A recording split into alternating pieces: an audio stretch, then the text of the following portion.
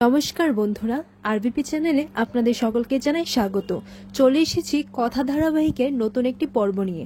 হ্যাঁ বন্ধুরা, আজকের পর্বে শুরুতেই আপনারা দেখতে পাবেন ম্যান্ডি মনে মনে বলে, এভির কাছে তো এতদিন আমি কখনোই থাকিনি, এখন এভিকে আমি খুব কাছে পাচ্ছি। এভির ঘরে কেউ না থাকায় ম্যান্ডি এভির সোফায় তার বালিশটা নিয়ে শুয়ে পড়ে। তখনই এভি এসে দেখে নেয়। এভি বলে, এই ম্যান্ডি, তুই এখানে কি করছিস? আর আমি আমার ওয়ার্ক প্লেসে কাউকে জায়গা দিই না, আর তোকেও না। তখন ম্যান্ডি বলে, এভি আমি তো তোমার। তখন এভি বলে, এই চুপ, তুই যদি একবারও বউ আর ওয়াইফ এইসব বলিস না তাহলে খুব খারাপ হবে, কিন্তু তুই এক্ষুনি এই ঘর থেকে চলে যা, বের হ বলছি। কিন্তু ম্যান্ডি সেই ঘর থেকে কিছুতেই যাইতে চাইছিল না। এভি যে করেই হোক কোনো মতে ম্যান্ডিকে সেই ঘর থেকে তাড়ালো। এরপর এভি এটা বলতে লাগে যে কি করে এই বিয়েটা হয়েছে সেটাই তো আমি কিছু মনে করতে পারছি না, তার উপর এই ম্যান্ডিটা আমার মাথায় নাচানাচি করছে, উফ, আর ভালো লাগছে না। এদিকে দেখা যায় প্র্যাটি আর কথা এবং বাকি সবাই মিলে তো ওই হোটেলে গিয়েছিল সিসিটিভি ফুটেজটা চেক করতে। তখন সিসিটিভি ফুটেজে এটা দেখা যায় যে এভি তো নিজের হুঁশেই নেই, ওর পা এরকম টলছে, আর যে এরকম হুঁশই নেই সে কি এভাবে গিয়ে ঘরের মধ্যে বিয়ে করতে পারবে? পর সবাই এটাই লক্ষ্য করে যে এভি আর মান্ডবীর বাদেও দুজন লোক ছিল, কিন্তু এভি তো এই দুজন লোকের কথাই বলেইনি, কিন্তু কি করেই বা বলবে, ওর তো তখন হুঁশই ছিল না। পর প্রত্যয় আর অনিকেত ভিডিওগুলো বারবারই রিভাইন্ড করে দেখছিল। এরপর কথা সবার সামনে বলে, আমি নিশ্চিত এই ভিডিওর সাথে আর মান্ডবী যে ভিডিওটা দেখেছিল তার সাথে কোনো মিল নেই। নিশ্চয়ই ওই ভিডিওর মধ্যে কোনো একটা ধাওতাবাজি তো আছে, কিন্তু কি সেটা আমাদের জানতে হবে। পর দেখা যায় মান্ডবী এভিকে খুঁজতে তার ঘরে আবার এসেছে, আর এটা শুনে এভি তো ঘাবড়ে যায়। এভি বলে, এই রে, আবার এসেছে। তারপর এভি কোনোভাবে হুট করে সোফার পেছনে গিয়ে লুকিয়ে পড়ে, আর তখন মান্ডবী এসে দেখে, ও মা, এভি ঘরে নেই। কিন্তু সারা বাড়ি ওকে খুঁজলাম, কিন্তু কোথাও তো পেলাম না। এই তো এভির ল্যাপটপের চার্জার, মানে এভি এখানেই আছে, তাহলে দেখি তো কোথায়। এরপর এভিকে খুঁজতে খুঁজতে মান্ডবী দেখে এভি সোফার পেছনে। তখন মান্ডবী বলে, এভি তুমি এখানে? আমিও আসছি। এরপর এভি বলে, এই তুই এখানে কি করছিস? তুই কি আমাকে কখনো শান্তি দিবি না? এরপর একটু পরে কথা তারা ঘরে আসে। ঘরে এসে দেখতে পায় যে সোফার পেছনে কারোর একটা পা রয়েছে। তখন কথা বলে, ওটা কার পা? আর সোফার পেছনেই বা কে? তখনই এভি আর মান্ডবী উঠে পড়ে, আর উঠে দেখে যে সবাই বাইরে দাঁড়িয়ে আছে। এর দুজনকে একসাথে এভাবে দেখে কথা তো রেগে যায়। কথা বলে, অনিকেত দা, এরা এখানে কি করছে বলো তো? পর জুনি বলে, অঙ্কিত বাবু, আপনি এই ব্যাপারটা একটু সামলান, নইলে তো এই সোফার ব্যাপারটা পুরো অন্য বিষয়ে চলে যাবে। পর অনিকেত প্র্যাটিকে বলে, হ্যাঁ রে প্র্যাটি, দেওয়াল আর সোফার মাঝখানে গ্যাপ থাকে না কেন?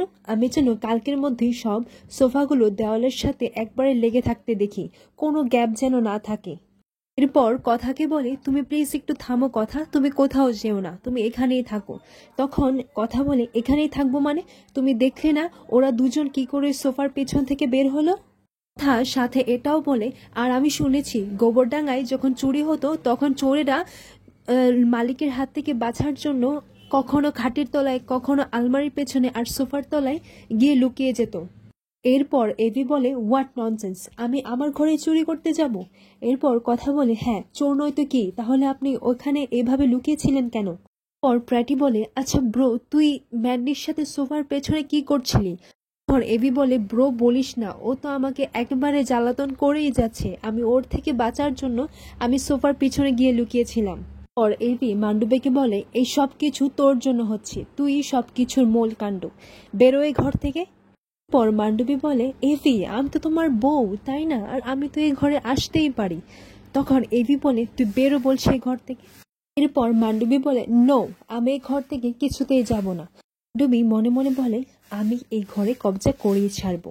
এরপর দেখা যায় মান্ডবী আবারও অজ্ঞান হওয়ার নাটক করে, সে আবার অজ্ঞান হয়ে পড়ে। অজ্ঞান হয়ে মান্ডবী এভির উপরে পড়ে যায়, আর এভি তো পারছে না ধরতে, কারণ কথা বারবার রেগে যাচ্ছে। এভি না পারছে কথাকে সামলাতে, আর না পারছে মান্ডবীর কাছ থেকে পিছা ছুড়াতে। মান্ডবীকে আবার অজ্ঞান হওয়া দেখাতেই সবাই বলে, এই ওকে তাড়াতাড়ি কিছু একটা কর না। কথাকে বলে, এই তোর পাতা নাকি এসব বেটে বুটে কি করিস তুই, ওর তাড়াতাড়ি একটু জ্ঞান ফেরা।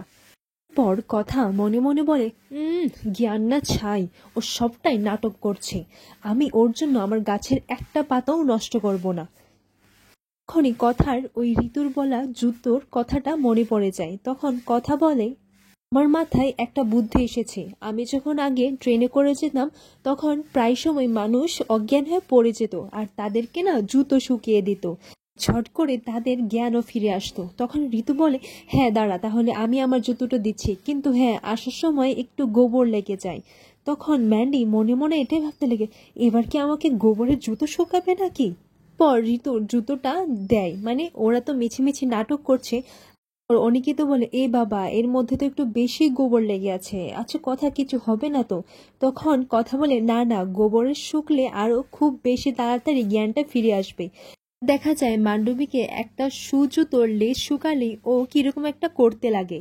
জুতোটা কাছে নেওয়ার মাত্রই মান্ডবী বলে, আমি ফিরে এসেছি, ফিরে এসেছি, আমার জ্ঞান ফিরে এসেছি।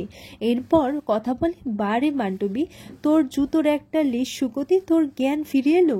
তখন এভি বুঝতে পারে যে মান্ডবী সে নাটক করছিল। এরপর ম্যান্ডি আর বাকি সবাইরা ঘর থেকে চলে গেলে কথাও সে ঘর থেকে চলে যেতে চাইলে এভি কথাকে আটকিয়ে বলে, দাঁড়া, তুই যখন আমাকে অবিশ্বাসী করিস না, তাহলে এই ঘরে থাকাটা তোর প্রবলেম কোথায়? পর কথা এভিকে বলে, কথার আত্মসম্মানটা সবচেয়ে আগে পাচক মশাই। আপনি এই ঘরে নিশ্চিন্তে থাকুন, কথা আপনার কোনো ক্ষতি হতে দেবে না। আর তাছাড়া দুটো বিয়ে করে এমনিতেও একসাথে থাকা যায় না, তাই না?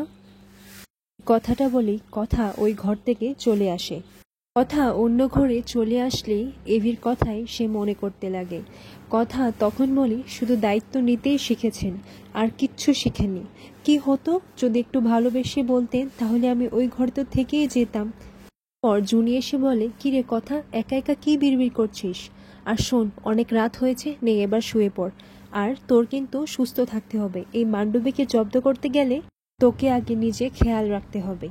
এরপর জুনিকে একটু চিন্তিত দেখায়। কথা বলে, কি রে জুনি, তুই কি কিছু ভাবছিস? এরপর জুনি চুপ হয়ে থাকে। কথা বলে, প্রান্তিক। এরপর জুনি বলে, চিন্তা হবে না বল। ও মান্ডবীকে হাত করেছে আর ছদ্মবেশে এই গুহ বাড়িতে চলে এলো। আমি তো ওর হাত থেকে বাঁচার জন্য কত অপমান সহ্য করে এই বাড়িতেই থেকে গেছি, তারপরেও ওই এখানে চলে এলো। লোহার ঘরেও যে কালসাপ ঢুকে পড়েছে কথা। এরপর কথা বলে, তুই চিন্তা করিস না, এই কালসাপের ব্যবস্থা আমরা খুব শিগগিরই করব।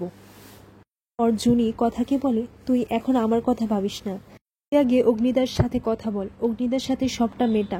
তোদেরকে এরকম ভাবে দেখতে আমার আর ভালো লাগে না। পর কথা জুনিকে বলে, আচ্ছা তুই এসব চিন্তা করিস না, তুই এখন শুয়ে পড়। এরপর কথা প্রত্যয়ের কাছ থেকে যে ভিডিওটা, মানে এভির আর মান্ডবীর যে বিয়ের নকল ভিডিওটা ছিল, সেটা প্রত্যয়ের কাছ থেকে খুঁজে নিয়েছিল। আর তখনই সেই ভিডিওটা কথা খুব ভালো করে লক্ষ্য করে দেখে যে পাচক মশাই মানে এভির হাতে একটা আংটি রয়েছে, তাও বা হাতে। কিন্তু সিসিটিভি ফুটেজে তো দেখেছিল যে কোনো আংটিই ছিল না, তাহলে এখানে এই আংটিটা কি করে এলো? তখন কথা এটাই ভাবতে লাগে যে আমি তো শুনেছিলাম যে আজকাল নাকি ভিডিওতে অনেক রকমের কারসাজি করা যায়, তাহলে কি এখানেও কি এরকম কিছু করা হয়েছে? মানে এই মানুষটা আসলে পাচক মশাই নয়। হে মানন্দী, এইসব কি হচ্ছে? ভিডিওতে যে লোকটি আছে সেটা অন্য কেউ, পাচক মশাই নয়। পরের দিন সকালে কথা রান্নাঘরে কাজ করতে করতে খুবই বিচলিত হয়ে আছিল। কথা এটা বলে, আমাকে এই ভিডিওর ব্যাপারটা সবটা কায়দা কানুনে চালাতেই হবে। কাকিয়া এসে বলে, কথা তুমি এভির সাথে সবটা মিটিয়ে নাও না। তখন কথা বলে, কাকিয়া, এই ভিডিওটা আর এই পুরো বিয়েটাই ভাওতা, আমি একটা সূত্র পেয়েছি। তখন কথা কাকিয়াকে বলতেই যাবে, কোন সময় মান্ডবীর আওয়াজ পাওয়া যায়, গুড মর্নিং। তখন মান্ডবী এসে বলে, দেখ আমি কিন্তু সব খাবার খাই না, আর ব্রেকফাস্টে কি হচ্ছে, আমাকে কিন্তু ইংলিশ খাবারই দিবি, ঠিক আছে? তখন কথা বলে, মান্ডবী তুই চিন্তা করিস না, তোর তো শরীর খারাপ, আমি জানি, আমি সব ঠিক করে রেখেছি। তোকে কখন কি খাবার দিতে হবে সব তালিকা তৈরি করে দিয়েছি। তুই ঘরে যা, আমি তোর খাবার তোর ঘরে গিয়ে দিয়ে আসবো, কেমন? এরপর কথা বলে, মিশন মান্ডবী। পর কাকিয়াকে বলে, কাকিয়া তুমি জুনির ঘরে সবাইকে ডেকো, আর কায়দা কানুনকেও ডেকো। এই মুহূর্তে দেখা যায় এভি ঘুম থেকে ওঠে। ঘুম থেকে উঠেই কথাকে ঘরে না দেখতে পেলে এভি বলে, এখনো রাগ কমেনি। ভেবেছিলাম রাগ কমলে কাল শুতে চলে আসবে ঘরে, কিন্তু ও তো আসেইনি। এত রাগ না মেয়েটার, আমি জানি আমাকে সবকিছু শিক্ষা দেবার জন্য এরকম করছে।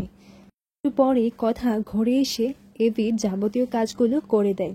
এভি বলে কাউকে আমার কোনো কাজ করে দিতে হবে না, কিন্তু কথা নিজে নিজেই বিড়বিড় করে যাচ্ছে ওই ভিডিওর বিষয়ে।